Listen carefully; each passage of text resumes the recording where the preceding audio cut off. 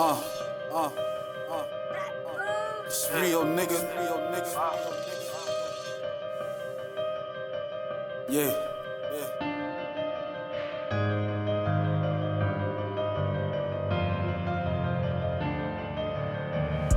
I want the hood flooded with cocaine.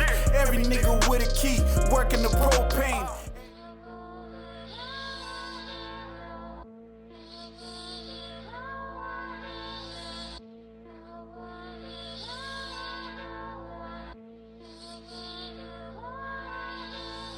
Bro, I'm hurting for the cash. Get the money, that's the task. Pass the pistol in the mask.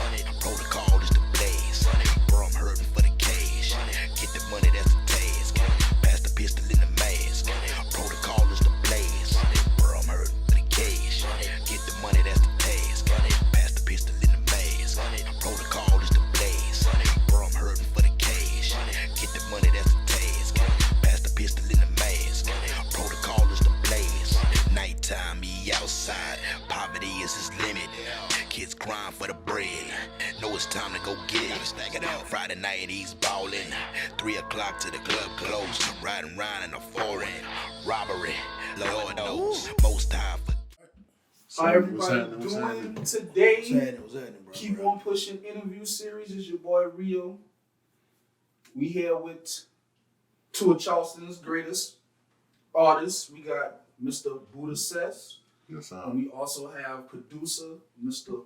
Walt Mines. What's happening?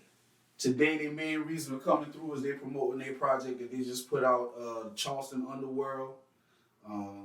Fellas, if you want to go ahead and give them a brief, just a little synopsis of what you got going on with the project. Go ahead, my dog.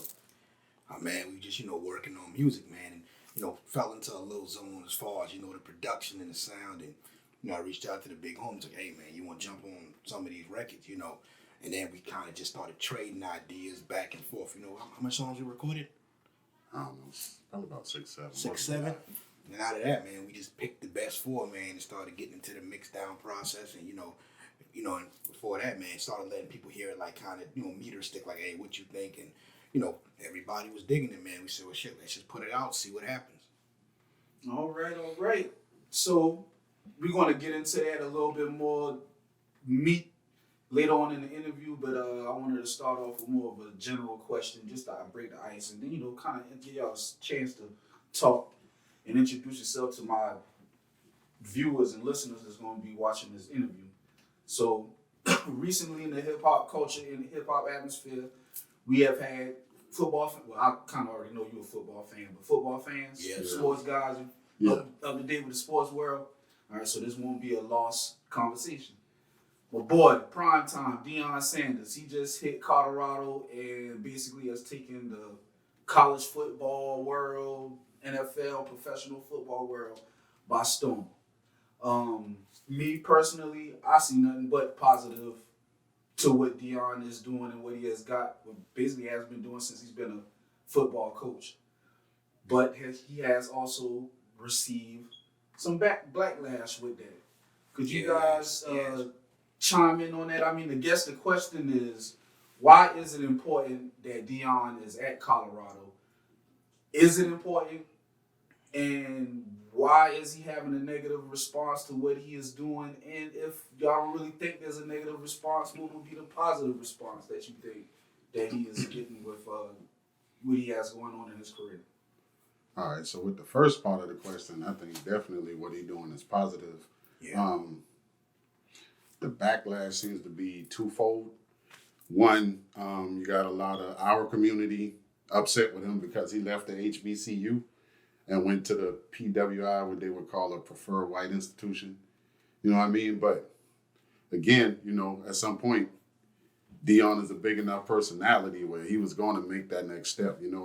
He wasn't going to be like Eddie Robinson and stay at the HBCU for 20 years. That dude stayed at Grambling forever. He wasn't going to do that. And twofold, a lot of the backlash that he receiving, like for instance, the game they played with Oregon and stuff, man, people more mad with him than they are with the team. The team is catching it because of him. You know what I'm saying? I think he said that this week, like, people mad with me and they coming at my team. You know what I'm saying? Yeah. But another part of it is this too. You know, that dude took a team that was what 1-11, and he's already won 3 games. Like you know, and so the thing is, that dude, people act like he just jumped off the porch and started coaching. That dude's been doing that for a while. It's just now he's in the spotlight. You know what I'm saying? But on top of that, man, you know, like even the issue with Jackson, one of the issues with Jackson was telling them, hey, but we're not making any money. But Deion's like, hey, the stadium's selling out. Merch is selling out. How you mean we don't have the money and everything? So I think that dude would have stayed at Jackson if they was doing what they were supposed to do. So, you know, him being logical, he a family man. He looked at it like, yeah, I'm going to go someplace where they going to pay me. And I guarantee you, if HBCU had came with something and said, hey, we got this on deck, he probably would have went to HBCU. But the man, $29 million, that's hard to turn down. You know what I'm saying? So to interject, I would think I guess the what I'm trying to get at, or what I really want to talk about, is I would kind of expect a pushback from the other community. Yeah. But what is it about our community pushing back against something that, I mean, a blind man can see is obviously very positive, and he is having a tremendous effect on us. Like Colorado Buffaloes is basically an all-black goddamn football team right now that you're watching, and playing in the Power 5, and a predominantly white town, very predominantly white college. So what is it with us that when we finally see what we want, black excellence, that we push against that? I think with Deion, he's pretty confident. You know, as he should, you know, dude's a Hall of Famer. You know, he's been good at football forever. You know, I think people saw how confident he was, and some people take confidence as arrogant or cocky, and then they want to see you fall. So I think that's part of it with us. Like you can even put music into that. Like you will see they like Deion when he was at a HBCU because that's the underdog. Like, okay, we want to see them get somewhere. But then he went to a different school, and now it's, oh, you know, he's already got where he needed to go. But we don't really like what he got going on no more, which I don't agree with at all. I don't care what school Deion would have went to. I still would have rooted for him to win because if you watch college football, there's not a lot of head black coaches at all, and they don't last long. The head black coaches, like what was the guy named in Auburn? He had I can't remember, a couple years ago. He had a horrible record. He was I think 5-26 or something, and he got a head coaching job. No black coach would have got that head coaching job with a 5-26 record. So, you know, if anything, you need to root for him, period. The fact that he's went to a college and he's turned it around overnight. Yeah, I mean, I think, you know, shit, we going to criticize everything. People going to find something with everything, bro. You know what I'm saying? But, that's true. You know, everything about Deion is positive. Everything about him is positive. You know what I'm saying? The only negative thing people can say is when he came into Colorado, he talked to the team. He told them, we coming, and I'm bringing my luggage with me, and it's going to be Gucci. You know what I'm saying? Half of y'all ain't going to be here. Shit, that was the motherfucking truth. That was truth. That was the truth. Yeah, that's what I'm saying. But that's who he is. You got to play to that standard. He's always played to that standard. He set a standard, and he coaches to that standard, but he care about them kids. I think another thing, part of that, when he said that too, was more of a psychological thing. Because somebody say, hey, you ain't going to be here next year. Somebody going to say, shit, I'm going to be here. You watch. And maybe he tried to motivate them to work hard and get it together. You know, I think it was that too. Yeah, reverse psychology. Yeah, coaching. Or in the street life, reverse psychology. You know what I mean? So, yeah, I'm going to talk down to you, but that's to motivate you to, you know, build your weight up with your hate and pay them back when you're bigger, like Pac said. Yeah, right. Because one thing, just to add, and then we're going to move on from this. He said that when he got there, he didn't have to, even though he made that statement, he didn't have to kick anybody off the team. They left voluntarily. So that statement probably was there to separate the weak from the strong. Those who want to those who was intimidated. Yeah, and those who weren't going to do anyway. So, I mean, just to wrap that up, Deion Sanders is doing a hell of a fucking job. The Black Dollars media, everybody on this side of the globe is rocking with your Deion. If by any chance your ass ever get to see this shit, hey, We fuck with you. Absolutely. Coach Prime. Coach motherfucking Prime. And when you decide to take it to the NFL level, we gonna support you with that one too. Absolutely. All right, so let's get to the music part. The name Booda Cess. How did you get the name Booda Cess? Oh man, I came up with that myself, man. My nickname anyway was Booda, so Booda Cess was a natural progression, being that at that time that was a high grade of marijuana. You know what I mean? Yes, sir. So my thing is, shit, I'm gonna get you high off this music. You know what I'm saying? Once you hear it, you're gonna be on it. Where were you born and raised at? I was born on Bayside, man. Raised in the garden, so.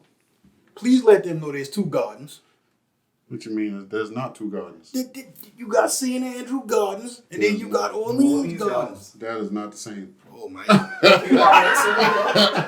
And I ain't no disrespect, man. I just saying, like, the garden is the garden. St. Andrew's Garden is...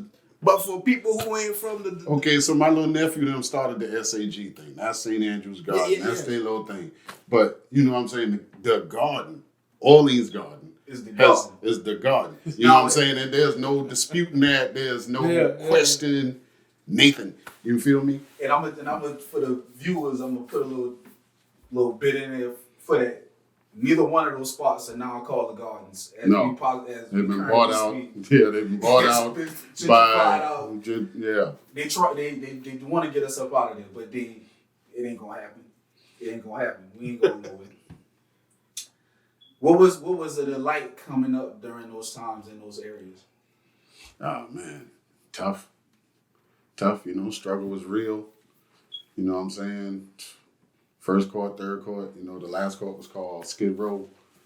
We in the cut, hitting the cut, which is like a ditch bank, and you had just enough space for you to, like one time come, bro, hit the cut. Gotcha.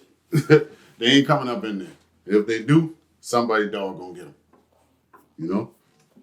So was this more because of the at-home conditions were bad or rough, or you was just a adventurous kid that had to get into it, or was it a mix of all of that? Yeah, it's the projects, man. It's the project. So, that's the environment you in. You know what I'm saying?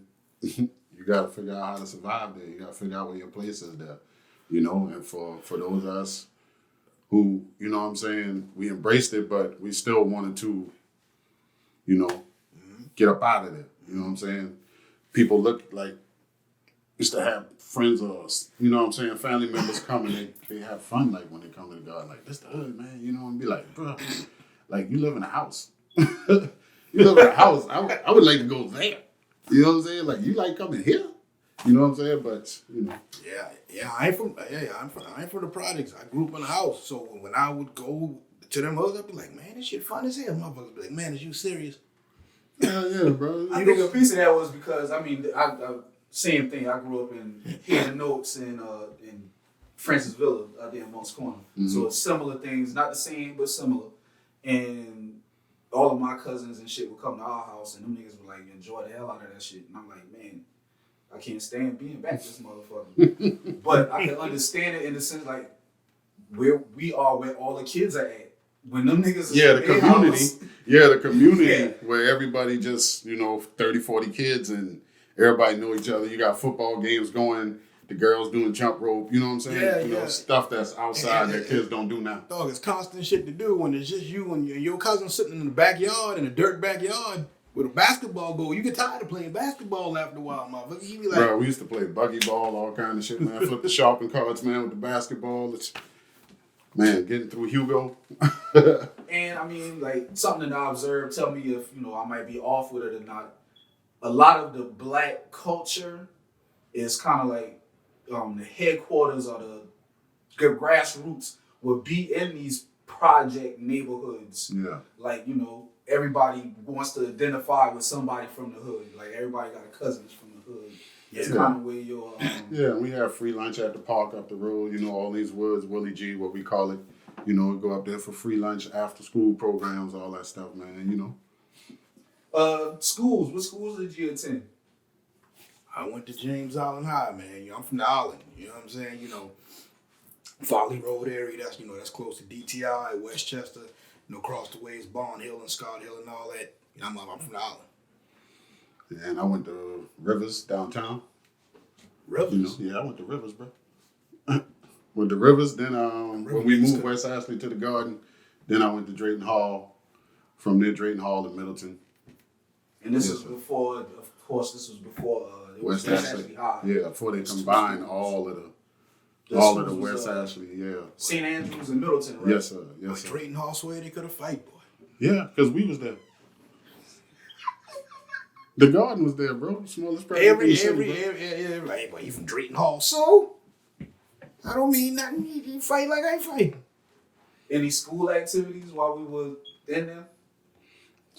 And school activities like what? Like I mean, basketball, all of football, that? basketball, track, Nah, music. man, I got in too much trouble for that. I suck that. I suck that I sports got myself. too much trouble for that, man. I got expelled every year. Them couple of years I was there, man, fighting at the football games and stuff, man. But not to glorify that, but that's all on the resume, So where did the music influences come from? Did that come after school or while you were in school in that younger age? Oh yeah, man. I don't know, 13, 14. 13, 14, yeah, that's when I really got exposed to hip hop. Slick Rick, Dougie Fresh, all that stuff, man. And, from there I just started developing my own swag, started a crew. My homie, Louis, out the Garden, who was a DJ. He started putting beats together, man. We was recording on the 4-track. I mean, the first song was "This Is How It Should Be Done." Like we were scratching that Rakim, "This Is How It Should Be Done," and we mixed that with the Johnny Gill. Man, that was crazy. It was dope though, man. It's 4 tracks too, so you had the scratch on one track, the sample on one track, and then you had 2 for the vocals. That was it. What are some of your musical influences? People that whether they in the industry or not in the industry, that you looked to at that time that made you even thought about even listening to a beat?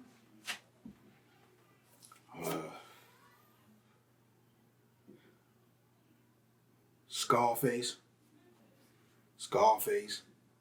I just usually hear, especially like one of my favorite albums, The Untouchable, just because of the production alone. Like that shit didn't sound like a dude on a keyboard. It just sounded like a live band.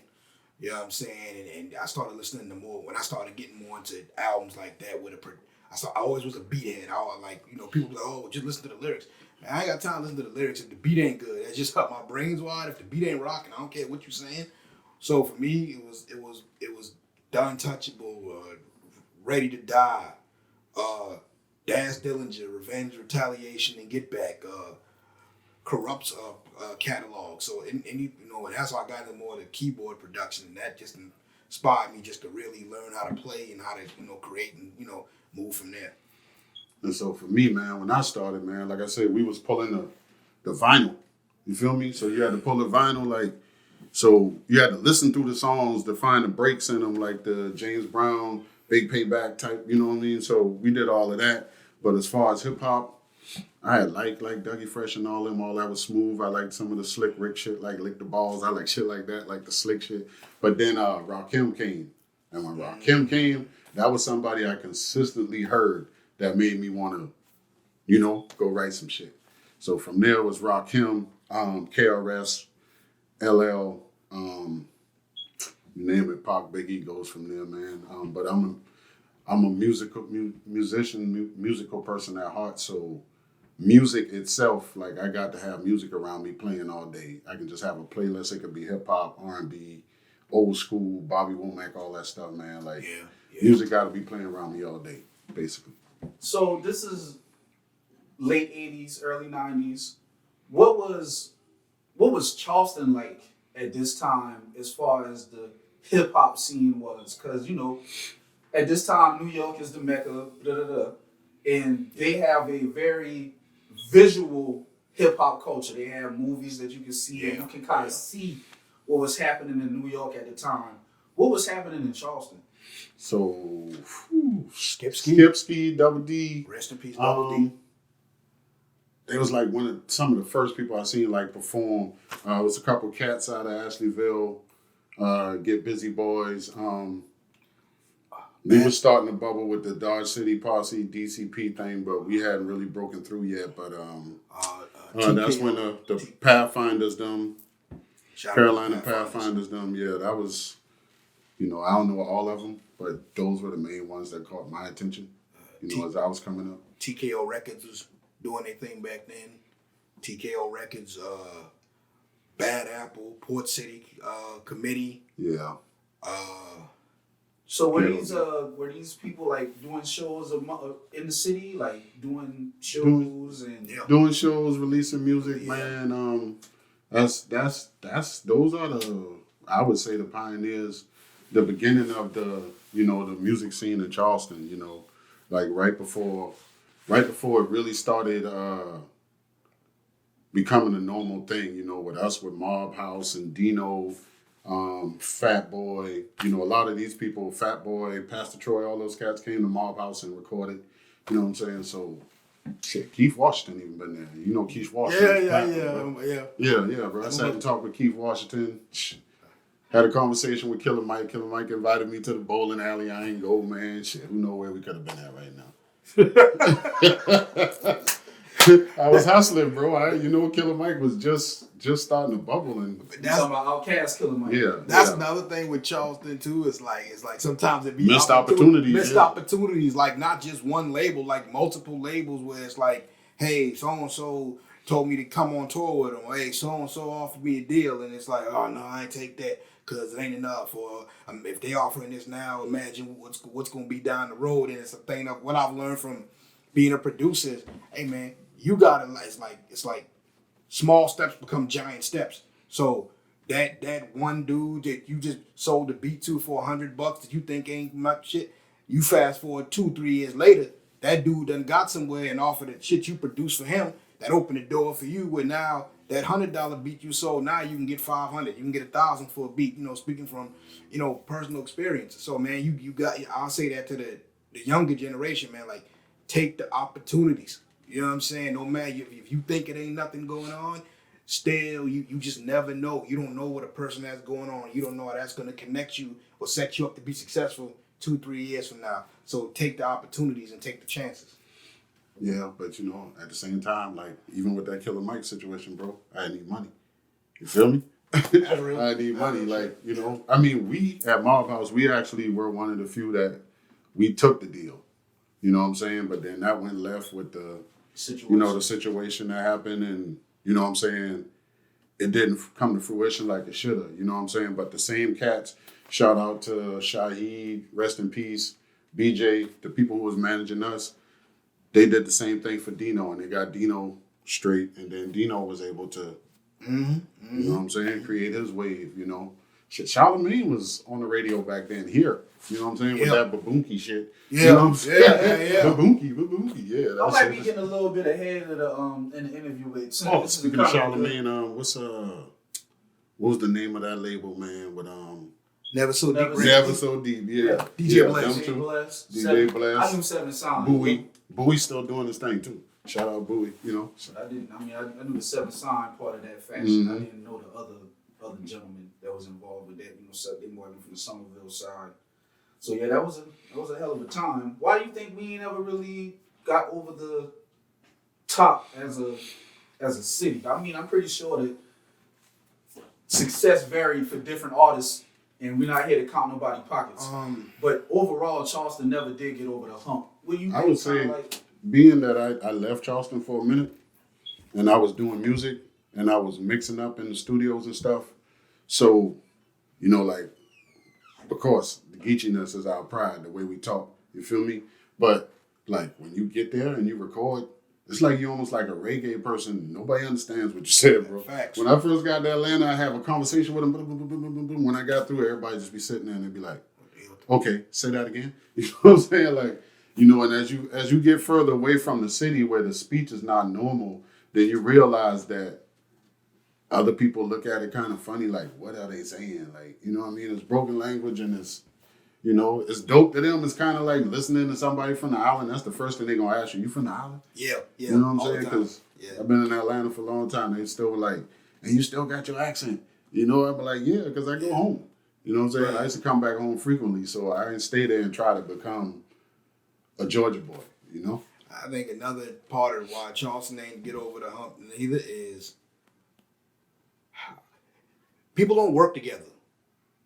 Like, you know what I'm saying? You know, no shade being thrown, just being truthful. Like, you'll see dudes who really doing something, and I've seen artists say, yo, man, I don't want really, I don't work with that dude, man. You know, he got this going on that. It's like, nah, bro, like, everybody in the same situation. We all trying to get from point A to B. So work together. I learned from that from looking at Atlanta. Like, you think them dudes in Atlanta is really charging each other for verses and charging for beats like that? No, they work together. You know what I'm saying? You know, you think Quavo is charging Gucci for a verse? No, they probably do a lot of that shit on the love. But when they all work together, they all make their money on the back end through the touring and when someone else reaches out who ain't from Atlanta for a feature. So with Charleston, it's like a lot of us don't sit down and just work together. Say, hey, we all gonna work together and get from point A to B. I'd say that's a problem. I've been there. Like I said, I lived in Atlanta from 03 to 2018. So, you know, not in Atlanta, but in the Atlanta area. And I was mixing up in the underground scene down there. You know what I'm saying? The whole time. So I can tell you they really work together. You know what I'm saying? And they support each other. And Atlanta's its own musical ecosystem. You know what I'm saying? Like Trouble was huge. You know what I'm saying? In Atlanta. Nothing compared to what the rest of the world seen them as, but it's in Atlanta. You know what I'm saying? Huge, like, you know what I'm saying? So, you know, Atlanta got when you listen to the radio there, you're going to hear a lot of records, Atlanta records. You know what I'm saying? They don't even have to play mainstream shit because they got so much of their own that they supporting, and it's playing on the main radio stations out there. They got huge radio stations. It's playing on the main radio stations out there. Atlanta is its own musical ecosystem. They support each other. They put back into it. You know what I'm saying? And they don't have to leave out their city to really blow, bro. Tell me how you feel about me saying this. Do you think that maybe Charleston as a whole, we haven't put in the right investment and capital to scale it up? Like, I mean, you know, me being 38. Let me clarify that also about Atlanta. It's 10 million people there, plus 10 million plus people there. You gonna find your tribe there.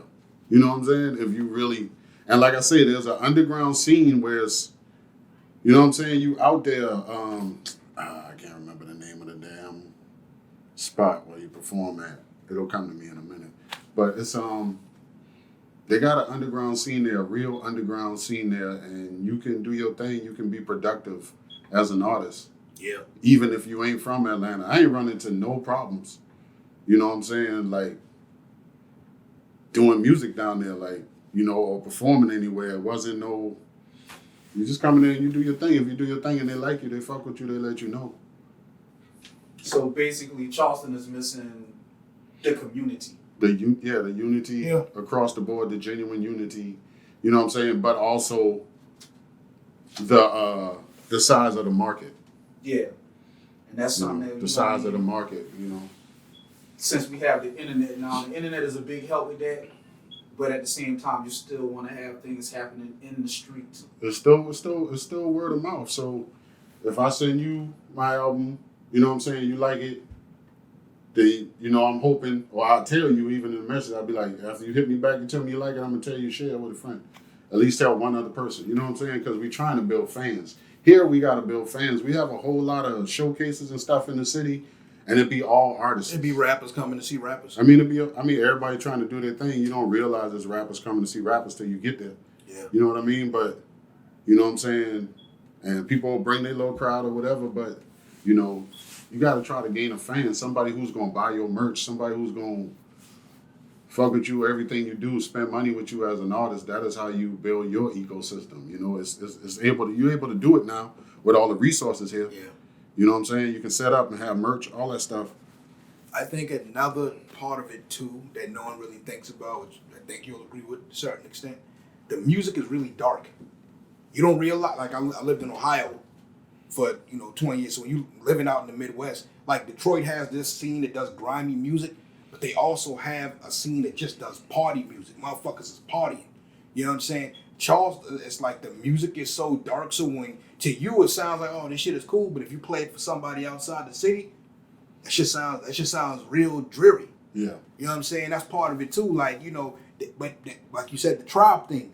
There's a tribe for that music. It's just finding it. Mm-hmm. You know what I'm saying? And once you do that, you can cultivate that and say, okay, that's the, you know, and that ain't nothing different in the 90s with Kurt Cobain, rest in peace, and all that. Like, that shit had it's this dark, murky music that was made in, you know, like hardcore and shit. No, I mean, like he was saying, Kurt Cobain was the grunge era, punk rock. Yeah, all that. And it was coming out of, you know, but Portland, yeah, Oregon and shit. Yeah, and it had this dark vibe, you know, that people, but it found its tribe. You know what I'm saying? Mm-hmm. So with Charleston music, same thing. That's why I always tell people like, hey man, New Orleans, like Charleston and New Orleans is very similar. So I've told many artists, hey man, maybe we need to go to New Orleans and network. But if you know people from New Orleans who network in New Orleans, I've been in Atlanta and that's the first thing they say. You from New Orleans? Yeah, because we very similar. Only difference is they got more of a French culture. We got more of an English culture. You know. Yeah, they say I speak like Creole. Yeah, we do. They got a French Quarter. Charleston got a French Quarter. You know what I'm saying? It's very, very similar. We talk very similar. Yeah, you know what I'm saying? I get it. You just have that comparison so much. Fellas play any instruments outside, you know? That would be my man right there on the I keyboard. fuck around on the bass. I fuck around on the guitar. You know, play the piano a little bit, man. You know, but I, constantly learning, man. Constantly trying to get better every day. Shameless plug. Dog is a producer. Just run off a few of your placements, man. If you don't know what placements is where he got his track on certain people's album. Tell him your big people. You stuck Glasses Malone. Glasses Malone. The Game. China White, Huey, rest in peace. Serve On. Mr. Serve On, yep, Mr. Serve On. Shout out to the big homie. Big Bob from UGK Records, that's the homie. I'll be honest, man, I've lost count over the years because my focus now is just I stopped and said I wasn't tripping on the big placements anymore. I said, what if I just focused on where I'm from? And I went from a partner of mine from California, shout out to Lunatic Capone. He was like, man, look, dog, he like, instead of you coming out here and working with all these dudes in California, why don't you just focus on Charleston where you're from? And I'm like, well, what make you say that? He said, think about it, man. He's like, if you took all your energy and just put it on the artist where you from and work with them, he's like, think about it, man. He's like, that city really still got a lot of room to grow and it still ain't taken off yet. So if you focus on that, I think you do very good out there. And, so far, so good. How would you describe your production style? What you think? Man, you everywhere, man. West Coast, South. I came up in the old school industry, and what I mean by that is, like you had to make whatever was in. You know what I'm saying? So if West Coast production is in, you better have a bunch of West Coast beats because that's what the label's looking for. In this area, you had to literally like mail off CDs and wait 6, 7, 8 months, sometimes a year or two to get a call back to say, yeah, we use this for so-and-so. So I try to learn how to make a little bit of everything and listen to everything. You know what I mean? That way, because I remember for me, somewhat traumatizing was the crunk era. I remember I had 500 crunk beats and I woke up one morning and niggas didn't want to get crunk no more. And I couldn't get them shits away. You know what I'm saying? So that was 500 beats, something I had to just throw away and say, fuck it and start over. So to me, it's like, I tell younger producers, don't stick to one sound unless it's your sound. But learn how to make everything, because your sound might be good to you, but nobody will rap over that shit. But if you learn how to listen to everything and learn how to make shit, you'll always be around and you'll always be able to stay active. You said something that kind of interests me right now. You said you had 100 crunk beats and everything switched. Yeah. What did it change from to? And do you have why did that happen and what lessons did you learn from that? I say a few reasons. Number one, people change, times change. Crunk was big, and what happens is at first you could take it from any genre of music, any subgenre in hip hop. At first it's good, when nobody knows how to make it, right? Like when it's just a small group of people that know that sound. So let's take Hyphy, right? Hyphy was always in the Bay, always big, and then Little John gets into it and starts making production. Well, what happens? Everybody now sees a template to follow. So now every producer knows how to make the sound. So it waters down the sound. And then from there, the fan and the label looking at it like money. So they start pushing artists out that sound like that, trying to get their hands on whatever. And then the sound just dies. Like people get tired of it. It's like, right? And then, but example, Crunk turned into snap music. You know what I'm saying? Snap music turned into trap music. No, it went from snap to that damn Party with a Rock Star. Yeah, there you go. You're right. Deal right there. I don't even know what you call that sound, but it went along with what Wayne was doing at the time. Yeah. So Yeah. Wayne was with the skateboard era and all that, and it went with that. And then it worked its way to trap. And then now it's drill. Drill is still kind of regional, but for overall sound, overall feel, murder rap. That's what I've heard somebody describe it as. With the YBs. That type was called murder rap. But then you had drill out of Chicago. In New York, In New York, and then the thing is, that the subgenres now have subgenres because you got drill, which is Chicago, and then you got New York drill, which is that sound Pop Smoke had, but that originated in the UK, that production. You see what I'm saying? So it's so it's like, but that is the great thing of doing music right now, because there is no real set formula, right? You can make anything right now. For goodness sakes, what's the Old Town Road? That dude made a country song. That shit was a hit. I mean, it was a hit for more controversial reasons. Yeah. That was a hit. I mean, Ice Spice. The shit was catchy and it was a crossover. Yeah, Ice Spice did a song. The song is 1 minute and 30 seconds. The Munch record. That shit wouldn't have flown 20 years ago just because of the time. It's like 1 minute and 30 seconds. Yeah, ratchet. But it's ratchet shit. It's ratchet. The two tracks that you brought up that were hits, I think that is more controversy pushing those songs as opposed to the actual quality of the song. Well, because I'm gonna give my examples. Go ahead. So Old Town Road, right? You got Nas X. The novelty of that is that he's a young black dude doing a country song. Yeah. Well, that's real. You got Darius Rucker, and that's a black man that probably makes way better country songs than half of the white people that's in country. Yes. And none of his songs have went to the level of a Old Town Road. No. So it's something else pushing that. Ice Spice, that's sex, man. Sex sells. Yeah. So I'll say this too. People been saying forever. It's just now. It's more so popular over talent. Can you be popular? You know what I mean? Like if you can make something that's popular, that's catchy. Too. You know what I'm saying? Like example, the Pound Town song. That chick made some shit that's controversial.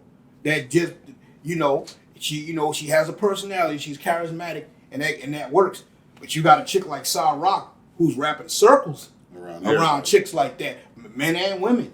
But she don't get 1/4 of that love. Is because it's no longer a talent thing that used to be.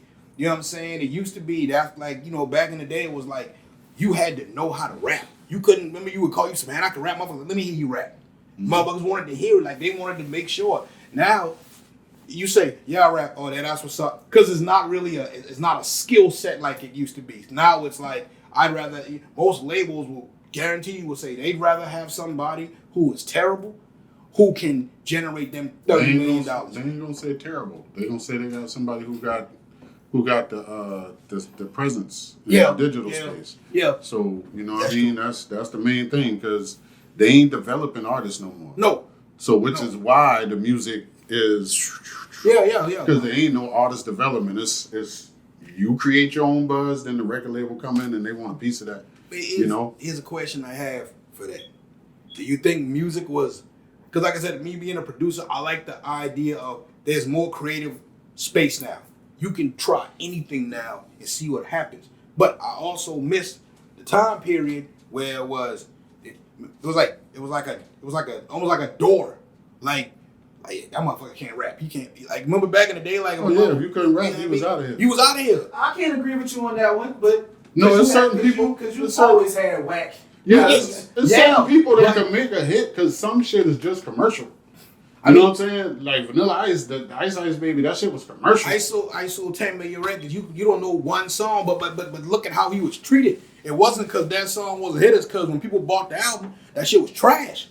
He was a novelty. He was a white rapper. But in order to get that song back then, you had to buy the album. Yeah. Now you can just Yeah, you stream buy the one single. song. Yeah, you can and stream one song. Skip everything else. You know what I'm saying? You buy what you like. Yeah, but So- you know what I'm saying? Or like you had a bunch of dudes like that who had one. Hell, Cheney. Tone Loc. Tone Loc. I mean, look at hits, but It's just the thing of like now, like you really can say I'm gonna create one song. What's the Racks on Racks dude? He created one song and said, "Fuck it." You know what I'm saying? If now Future went forward and you saw what happened, but that dude said, "Yo, I got this record, I'm cool," and he just didn't really try anymore. Well, that's a personality thing. That's a personality thing, but I'm just saying, like now you can do that. So I like the creative space, but what I do miss is that thing of motherfuckers actually being talented. Now it ain't about talent; it's more about what can I do to if I have a social media presence. You know, do I have that in order? You know, can I get on here and do something? You got dudes right now who ain't even rappers, but due to their social media presence, people will call them and say, "Hey, you want to come get on a song?" Or hell, what's the dude, the comedian? He had a hit record. They're tapping into their fan base. Yeah, Lil Duval. They had a record that did pretty well. You know what I'm saying? But Duval been around the whole time. Yeah, that's true. If you look at all the T.I. videos, yeah. you see Duval in there. Yeah, all the you're way back to I'm Serious, all that, bro. So Duval been there the whole time. That's true. Cess, let me get you to describe what your sound is like as a rapper, performer. I would say my music is more social commentary. That's why I say I'm the big homie, because you know what I'm saying, when I'm crafting these lyrics, man, I'm trying to, you know, talk to the young bulls, man, you know. And I understand what they doing or what they have to do. You know what I'm saying? But at the same time, I'm trying to guide them out of that hole. You feel me?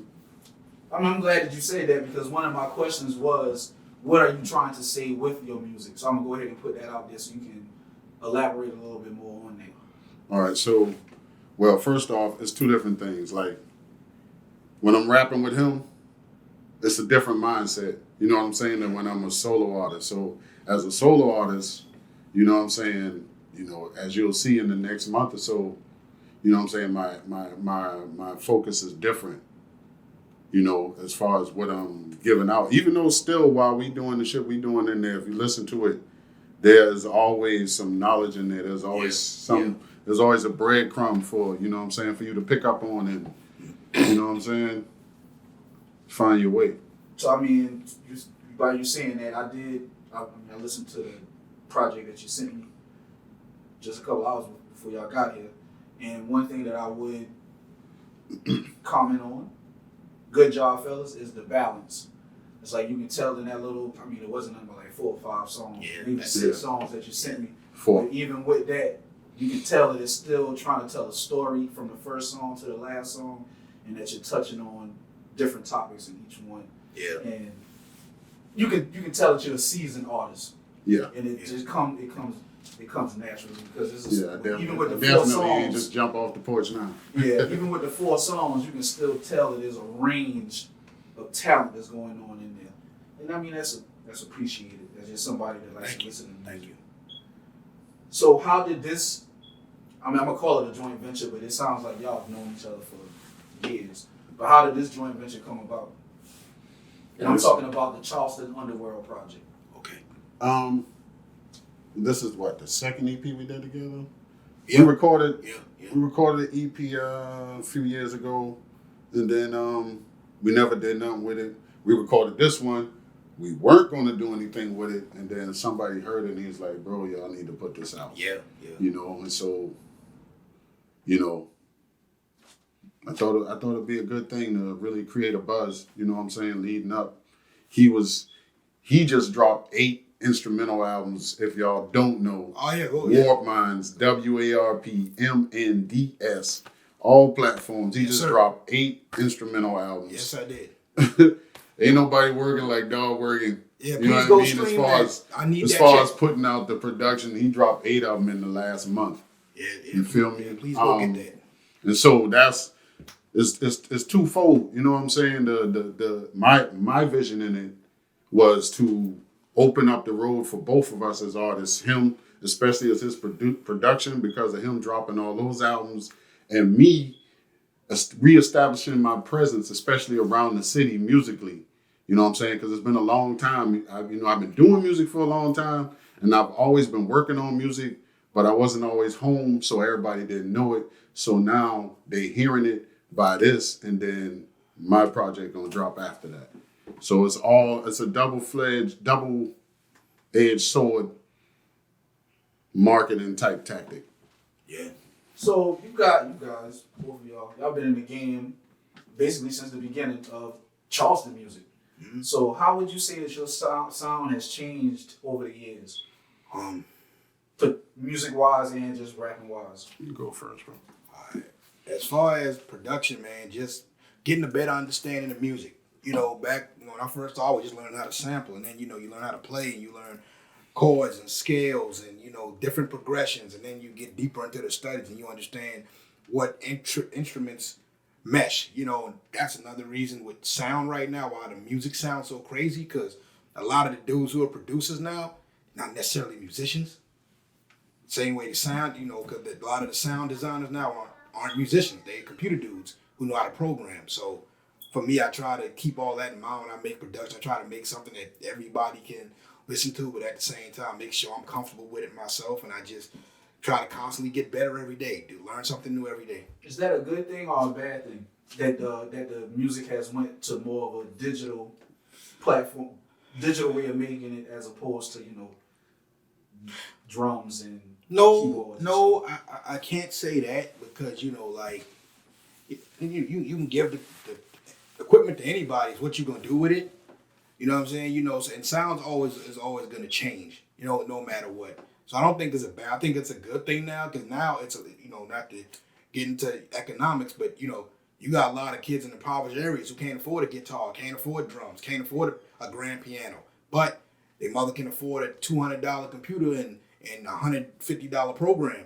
So some of them shit free. a lot of this shit. So some of them shit is free now and good free shit. So now that opens the door, man. Where a lot of people who didn't have the opportunity to create can now create. So I think it's a good thing. Cess? All right, so for me, man, of course, being around from late 90s, you know what I'm saying, musically to now, of course, sonically, the sound has got to change. You know what I mean? It's got to grow. You know what I'm saying? So it was a certain style of production that was it back then. You know what I'm saying? That has changed now. So, you know what I'm saying? My beat selection is a whole lot different. But lyrically, man, I always represent the city, but I always portray it when I'm in front of the mic in a way that projects outside of the city. You know what I'm saying? So, because my mindset is always to make it, to bring the city with me wherever I go. So, you know what I'm saying? Even if,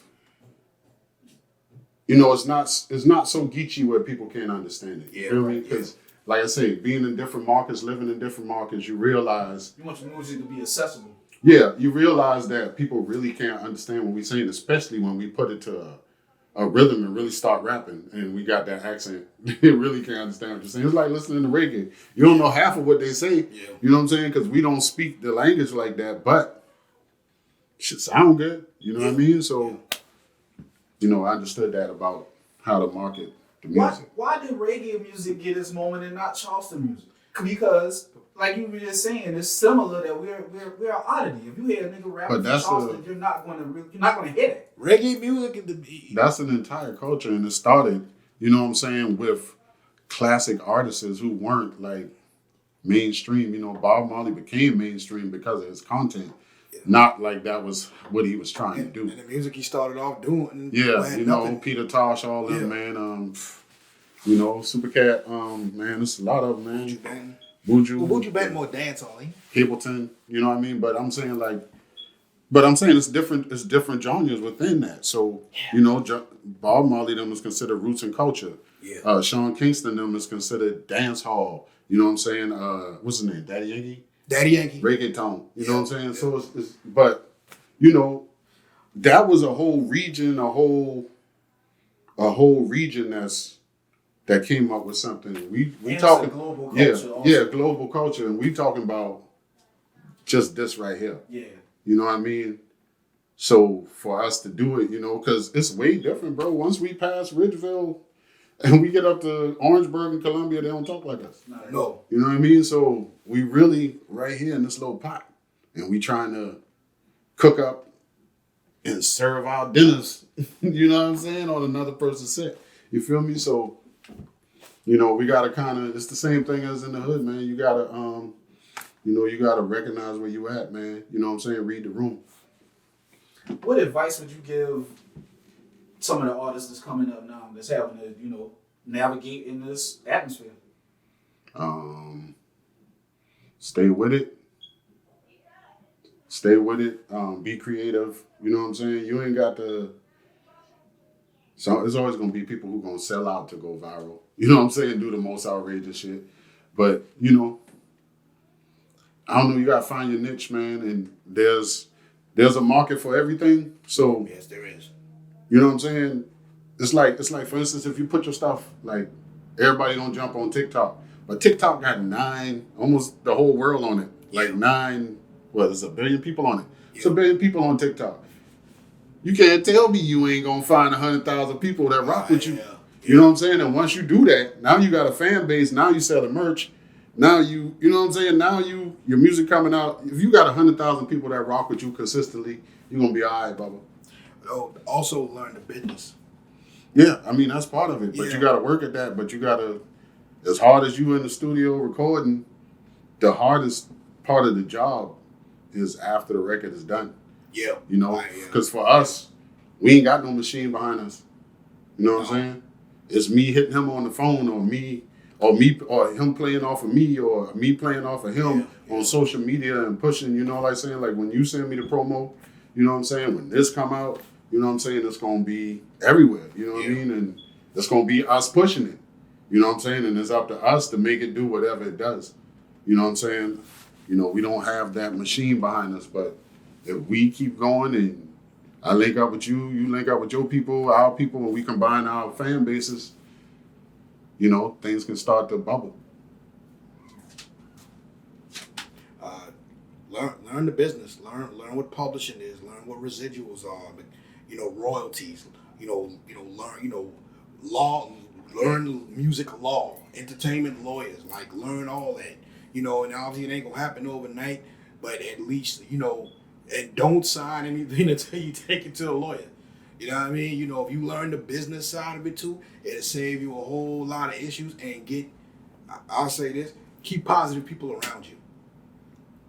You know what I'm saying? Like people, I don't care. They don't gotta rap, they don't gotta do anything, but just have somebody around you saying, hey man, keep doing, keep going. You know, that, cause sometimes that's all you need is somebody behind you saying, hey man, that shit gonna work, man, keep going through it. And you'll stay positive just like them and you'll keep moving. Moving on, fellas.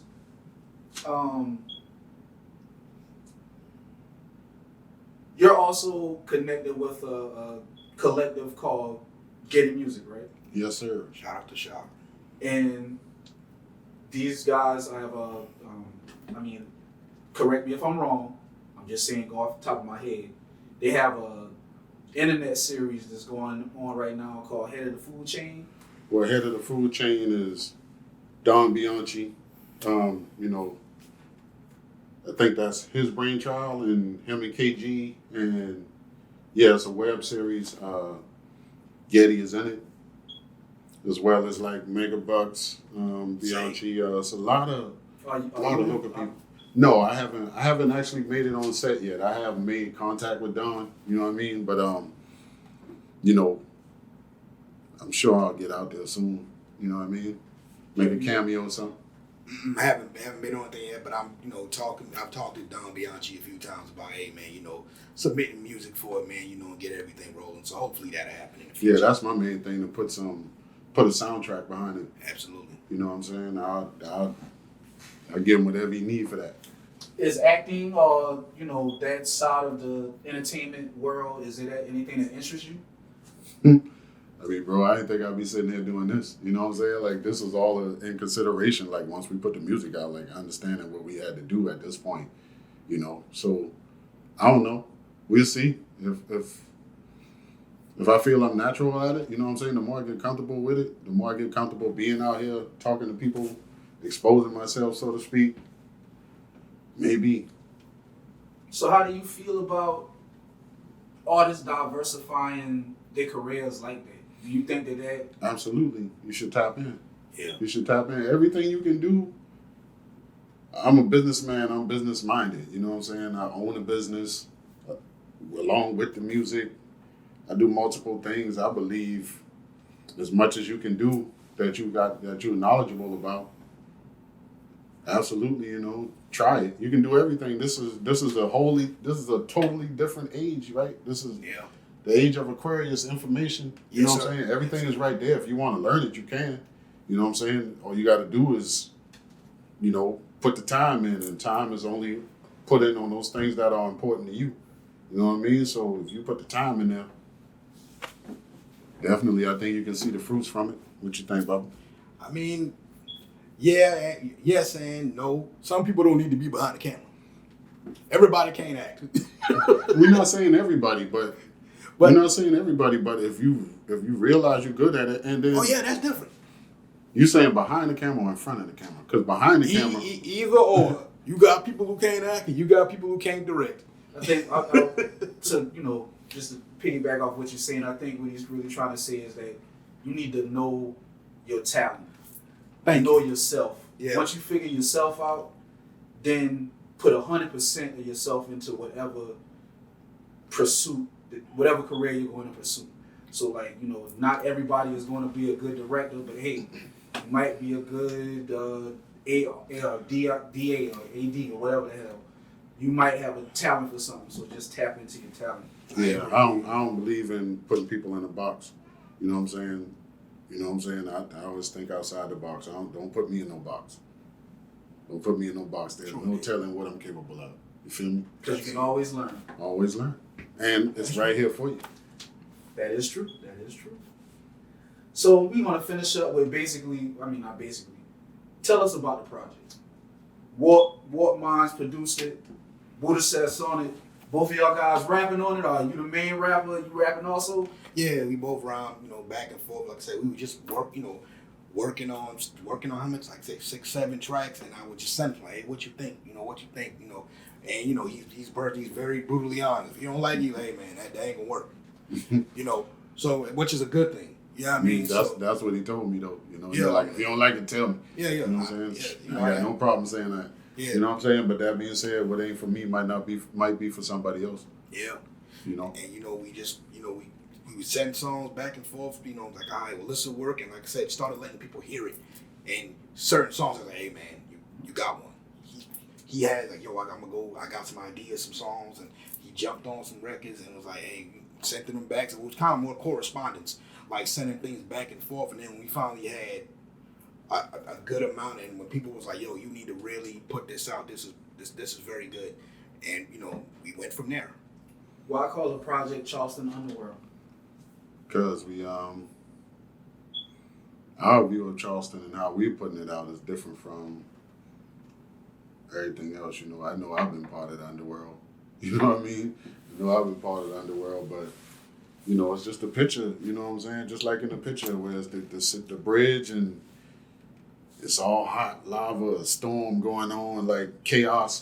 You know what I mean? And that's the Chuck in a nutshell. You know what I mean? Stupid hot. And a whole bunch of crazy shit going on. Yes, sir. So for somebody that's going to pick up this project and listen to it, what should they expect to hear? You should expect to hear dope production, street lyrics, with some gems in there. Overall, good music. Good music. That's definitely what I'm about. Good music. You know, I ain't about just microwaving music. You know what I mean? Ain't no specific formula for me or how you got to do it. You can record it right there. You can take it, come back next week. Next month. So when I'm saying y'all, it can be separate as an artist or as a group. But when you're getting into the process of, all right, we're going to actually make a project, what sparks that? Is that something that just evolves? Or is it like you just sitting on the couch one day and then, you know what, you're going to put out the project? I say dialogue, just dialogue, conversation back and forth.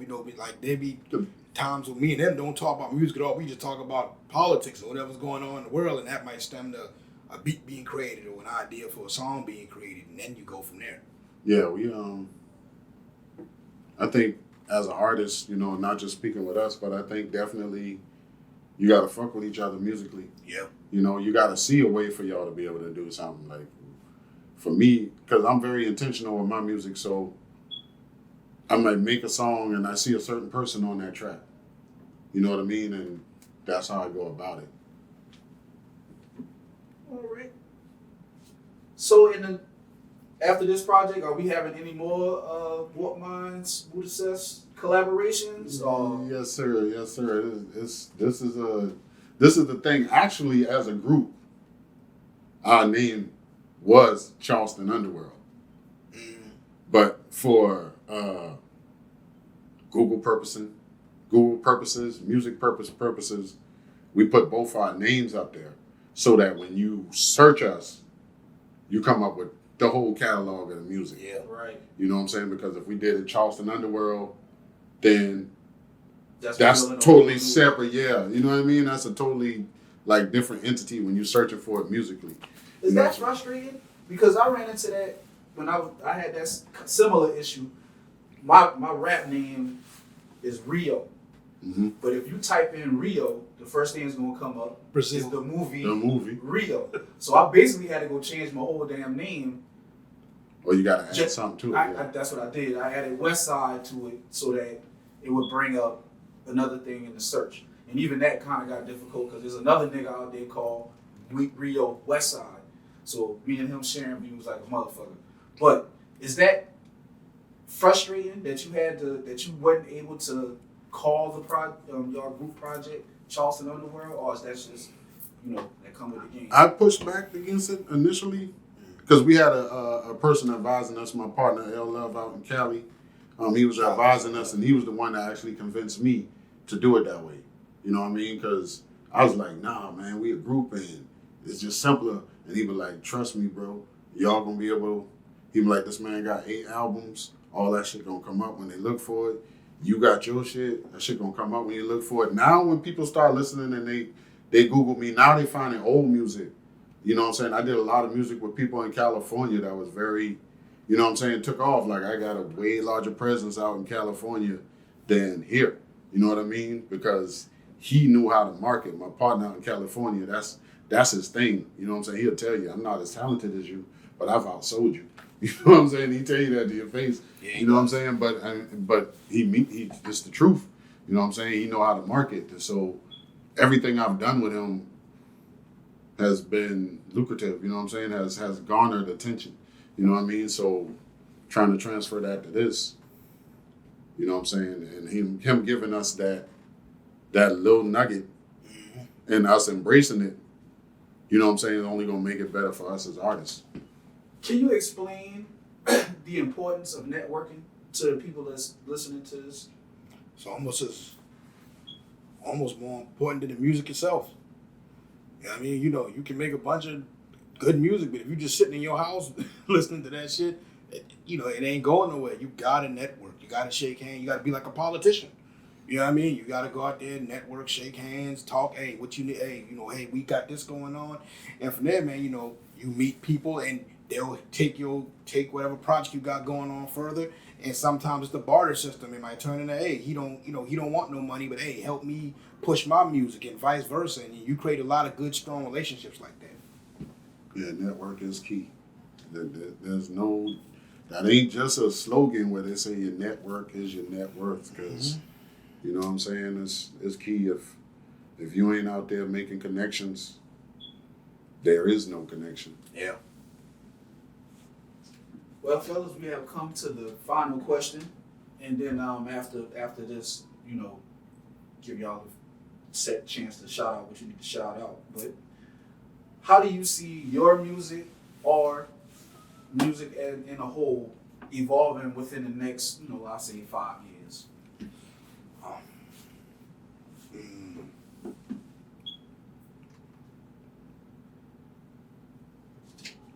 I be honest, I don't know. You know what I mean? Because music, I'll say this: change is inevitable, and music changes faster now. A sound would last people would use one sound for 2-3 years. Now a sound of music might last 6 months to a year, sometimes less than that. So there's going to be constant change. The only thing is I'll say is, for us, I don't want us to get caught up in the idea of, well, we got this sound, this is cool. So if we keep an open mind and be open to the change and, and not try to do what they do, but do us and stay in our own confines, but still be able to go with the flow of what's going on, if that makes any sense. Yeah, I think you gotta just adjust your mindset, and move with it, with what resonates with you. I think the music, like you said, it changes so fast. Just as a society in general, you know what I mean? I'll probably move on to the next thing real fast. That's why you say it's 4 songs. It's real quick. What is it, 11, 12 minutes? 4 songs, so I think it's 1 song that's over 3 minutes. So it was designed, and we, it's intentional that we don't oversaturate, what I'm saying, the listener musically. Right. So yeah, the music is, it's a minefield, man. But, you figure out how to navigate it if you're really paying attention. Well, fellas, as far as the questions, I'm done with all the questions that I had. So at this point right now, if there's anything that you would like to add, anything that you felt like, I should have put in there, or, just general shout outs that you want to give to your people out there, this is the time for it. All right, man. First off, we got to shout out, keep on pushing Rio Black Dollar Media. You know what I'm saying? I am Booda Cess, the big homie. BOODACESS on all platforms. SoundCloud too. I'm on there. You're going to find stuff on SoundCloud that ain't on the YouTube, ain't on, the Apple and all those things. Big shout out to Shaw, Getty, the boy Ric Flair right here, man. Walk Mines, City. From the Barrier Islands all the way out, man, Ridgeville. We just trying to put on, man. Everybody in the city who doing their thing, man. Charleston strong, my niggas. Keep it moving. Shout them out, Warp. Yeah, hit me up on every media platform, Warp Minds, WARP, MNDS, all social media platforms. Shout out to Chuck, Getty Music, good dudes over there. Shout out to the Bezel Inc. family, Buck, Snow, D, Bezel, Soda, all them good dudes over there, man. Just shout out to everybody in the Chuck, man. Just keep pushing, man. Shit'll happen. All right. What's up, man? Salute. Yes, Real. Salute. With Cess, Warp Minds, I really appreciate y'all guys coming through. Thank you for having us. We had a nice conversation. To be honest with you, we could have went on for about a whole another hour because that's just the way that shit could have went.